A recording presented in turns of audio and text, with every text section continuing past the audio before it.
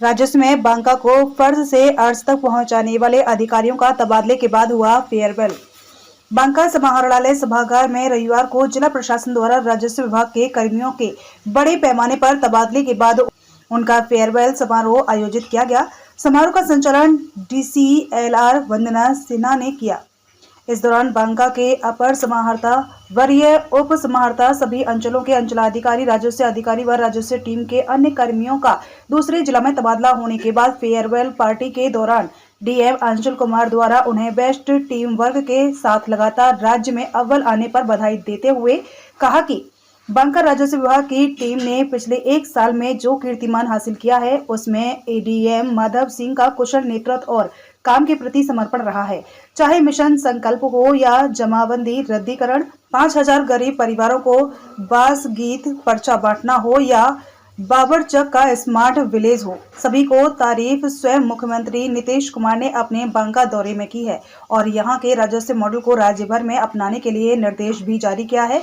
जिलाधिकारी ने राजस्व विभाग के सभी कर्मियों का तबादले पर उज्जवल भविष्य की कामना करते हुए सदैव कार्य योजना और दृढ़ता के साथ सफलता के लिए काम करते रहने की बात कहकर सबों को शॉल, बुके और मोमेंटो देकर सम्मानित किया। विदाई समारोह में ADM माधव कुमार सिंह ने बताया कि किस तरह से बांका जैसे पिछड़े जिले को भी राजस्व में फर्ज से उठाकर टीम वर्क के जरिए अर्ज तक पहुंचाया गया है।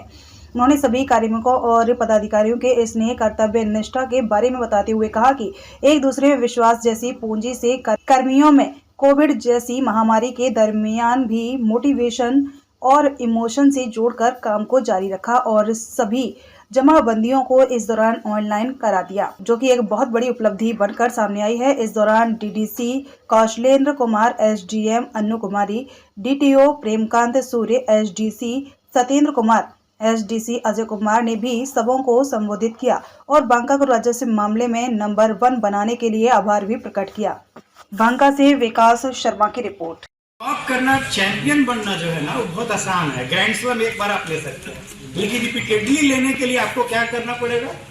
तो थियोरी ऑफ काइजेन पे काम करना पड़ेगा। जापानीज प्रिंसिपल जो है उसमें है कि इंक्रीमेंटल ग्रोथ डेली आपका होना चाहिए। आपको ये सोचना पड़ेगा कि आज हम ये चीज काम किए, थोड़ा सा, लेकिन ऐसा व्यक्तित्व के साथ भी, परिवार के स्तर पर भी, संबंध के स्तर पर भी। तो हम लोग थ्योरी ऑफ काइजेन को थोड़ा थोड़ा इकिगाई, आपकी खुशी क्या है, यूएसपी क्या है, इन सारे चीजों को हम लोग मैनेजमेंट की जो ऑलरेडी थ्योरीज हैं उसको लागू करके अपने लोगों ने विश्वास पैदा किया। सबसे पहला जो हमको अनुभव हुआ बांका में, और सबको लिए हम लोग बोलेंगे कि टीम में जो सर हमको तो अपने जीवन में ही लगा कि हर आदमी काम करना चाहता है, हर आदमी हनुमान है, बस उसको एग्जामवंत की जरूरत है।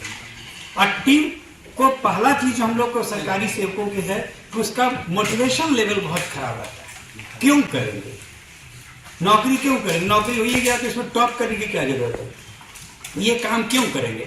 ये क्यों का प्रश्न जो है, अगर गलती हो जाएगा तो हम सजा हो जाएगा। हमने तो हमको लगा कि नहीं, हमको उससे नहीं डरना है, जो होना है।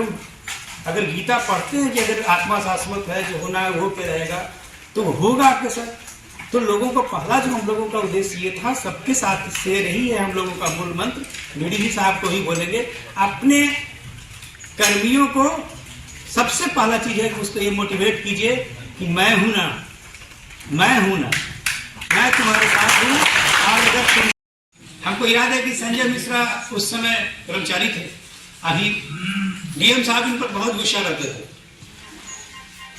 ये बहुत परेशान थे। यहाँ से इनको जानबूझ करके फुल डूमर पोस्टिंग हो गई थी मेरे पहले, लेकिन ये काम बहुत टेक्निकली ही मेरी साउंड सर को हमने, अब इनको हम लगान अपडेशन का काम शुरू हुआ। बिहार में हम लोग सबसे लोवेस्ट में थे, कोविड का दौर आया, हम लोग इनको मास्टर प्रशिक्षक बना दिए। कई बार हमको भी लगा कि इनको बनाना चाहिए, नहीं बनाना चाहिए, इन्होंने इसको लीड किया। और 9 लाख जमाबंदी, जब कोविड पूरी तरह से बंद था तो 9 लाख जमाबंदी को हमारे कर्मियों ने, सभी अंचल अधिकारियों ने मिलकर के कर दिया। सभी राजस्व कर्मचारी रात में लगता था। किया कैसे? कोविड के दौर में हुआ क्या कि हम लोगों ने जो बुरा दौर था उसको अच्छे दौर में कैसे बदला। उसमें था कि हमारे कुछ जितने कर्मचारी हैं उनके बच्चे जरूर कंप्यूटर चलाना जानते हैं। उसमें कुछ के बच्चे तो उनके IITs भी हैं किए हुए, और वो सब छुट्टी के दौर में घर आए हुए थे। हद तो तब हो गया कि कर्मचारी का जो है उसकी बेटी मोबाइल चलाती थी और उसकी शादी हो गई उसी दौर में, तो डोंगल में उसके ससुराल चला गया। क्योंकि कर्मचारी बताता तो था कि इसको ऐसे करो वैसे करो वैसे करो, लेकिन उस बेचारे को चलाने नहीं आता था। वो अमरपुर का केस था हम लोगों का, और उसका शादी के बाद फिर हम पूछे कि 3 दिन से इसका प्रोग्रेस क्यों नहीं हो रहा है। उस बीच हमको कोविड हो गया, और कोविड हुआ तो हम लोग फिर पटना से व्हाट्सएप पर करते थे, गूगल मीट करते थे डेली। उस हॉस्पिटल के दौर में भी हम लोगों ने जारी रखा, और बस उससे सबको बोलते थे कि देखो यार, हम मीटिंग इसलिए नहीं कर रहे हैं कि तुमको कुछ प्रोग्रेस बताना है, हम ये जानना चाहते हैं कि गूगल जो मीटिंग यार जो कोविड चल रहा है उसमें तुम जिंदा हो या नहीं हो। वो तो समझता था कि सर हालचाल थोड़ी ले रहे हैं, उसको पता है कि सर पूछेंगे कि आज जमाबंदी अपडेट कितना होगा। हम यार इसी बहाने हो सकता है जो हम लोग आज टीम है उसी में से कोई बिछड़ जाए, तो ये मौका हम लोग उसका फायदा लेना चाहिए कोविड का। और इसको इस तरह से इमोशनली हम लोग किए कि सारा कर्मचारी बोला नहीं सर ये तो कर ही लेंगे। और जब पहली बार हम लोग भागलपुर के मीटिंग में गए थे, अनुज है यहाँ, तो डीएम साहब उसमें कमिश्नर साहब थे, मीना साहब, तो उन्होंने कहा कि यार बाका ने 3-0 से भागलपुर को हरा दिया। तो हम लोगों को लगा कि नहीं, ये ड्रीम ये सर का नहीं है, सबके लिए है। और जब सुहर सर रहे, फिर काम हो गया, फिर अंशु सर आए, तो सर का था कि जो चीज कर रहे हैं आप उसको अच्छा से कीजिए।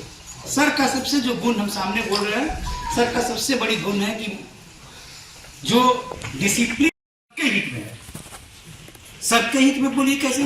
सबके हित में यह है कि आप पर यहाँ रुकते हैं, तो जो आपके 3 साल के संबंध बने हैं पदाधिकारी, उसमें कुछ न कुछ लोग आपको नैतिक दबाव देंगे। हम लोग 6 तारीख को आ रहे हैं, एडीएम साहब अपने जिनका पोस्टिंग है उनको मैंने 3 से 4 बार फोन कर अभी तक किया है, भाई आ जाओ आ जाओ आ जाओ। और आपको सर ने बहुत बड़े गलती होने से बचा दिया। तो ये सर का विशाल मतलब जो हम लोग का बॉस होता है ना, उसकी जो विजन होती है वो उसका हम लोग इमेजिन नहीं कर सकते। हम बहुत छोटे स्तर से देखते हैं कि अरे हम तो 2 दिन और रुक जाते हैं यहीं पे। नहीं, सर ने जो निर्णय लिया वो लाजवाब निर्णय इसलिए लिया कि उसमें आपकी बेहतरी है। और ये सर के जगह पर कोई दूसरा आदमी होता कि सोचता कि नहीं छोड़ो यार 4 दिन और काम ले लेते हैं, इंटर का परीक्षा चल रहा है पूरा करवाइए लेते। नहीं, आपका बेहतरी इसमें है कि आप जहां के लिए गए हैं वो काम करना है। टीम बांका के लिए अब चैलेंज ये है कि टीम बांका को खास करके वंदना ने बहुत अच्छा काम किया जमाबंदी ऑपरेशन में। आज जब से आई हैं बहुत बढ़िया काम किए, पारुल ने भी किया था, बहुत लाजवाब काम की थी। और वंदना में सबसे बड़ी बात थी कि जो बात बोलते तो बेचारी करते जाती थी। और अरुण जी आउटगोइंग एसडीओ और प्रीति मैम सब लोग बंदोबस्ती कर। और जब वो चीज हो जाती है तब क्या होता है कि नीचे वाला बंदा फ्रीडम से काम करता है।